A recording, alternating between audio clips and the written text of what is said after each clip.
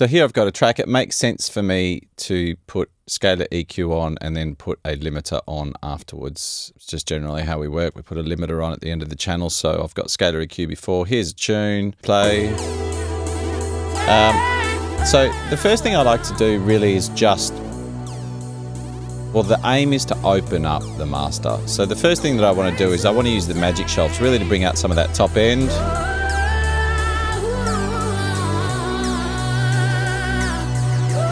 And I like to kind of, you know, A and B really at every stage.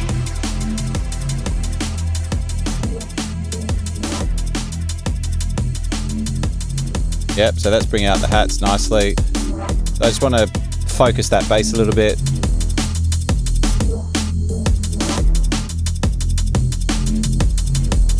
Yep, cool. Next thing I like to do is I'll do this in other plugins normally, but now I can do it all within Scalar EQ. Just open up the stereo imaging of the track.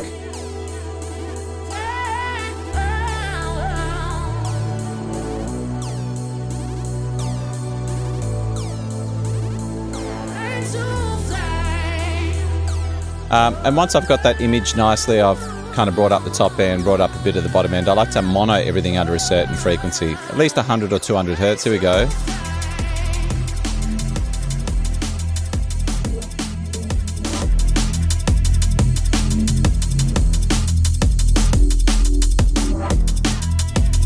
Great. So it's not uncommon at this stage to kind of take out a little bit of the low mid and then bring up the tops as well. So what I might do here is I might grab the harmonic EQ, but this time I might actually turn it into a harmonic peak plus minus. So what that does simply is it boosts the in key and out of key. Now it's in E minor. Normally you just detect the scale, which I did before the video. So here we go. Now I want to bring out the in key frequencies and reduce the out of key frequencies. Now that's pretty sharp because I'm notching up quite a lot there. So what I might do is turn dynamics on. This is really useful. And what I want to do is just reduce the threshold enough so I'm seeing a bit of movement, expansion and compression. Let's have a look.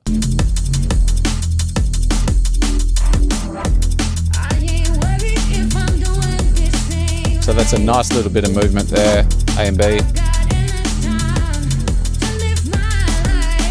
Yeah, nice. It's bringing out that kind of vocal. And what I want to do, low mid. So what I might do is I might turn in scale off and flip harmonics off. So now I can just hear the grey note shows me that they're out of key frequencies. And I might actually narrow this window width because I only really want to get a few of those frequencies. And I might thicken the range a little bit and I might go hunting and find something that I don't like the sound of. I'm looking for that low, muddy, woolly kind of sound. Yeah, you can hear it clearly there. Notch that out.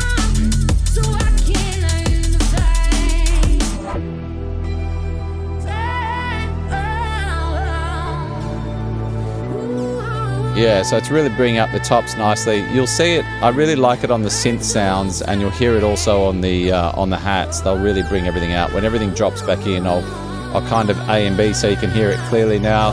The cumulative effect.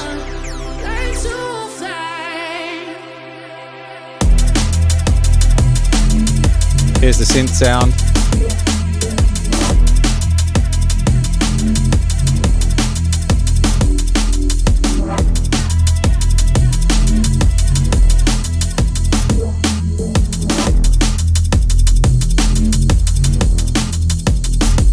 Yeah, so it's got that nice effect of really bringing out the vocals and the hats.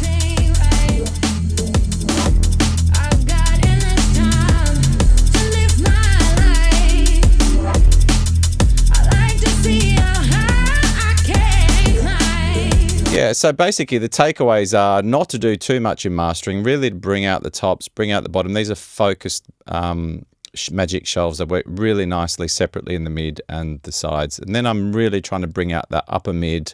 I'm cutting out the frequencies out of key and boosting those that are in key. I'm doing it dynamically there, which is really, really nice. And then I've got that low mid ducked in.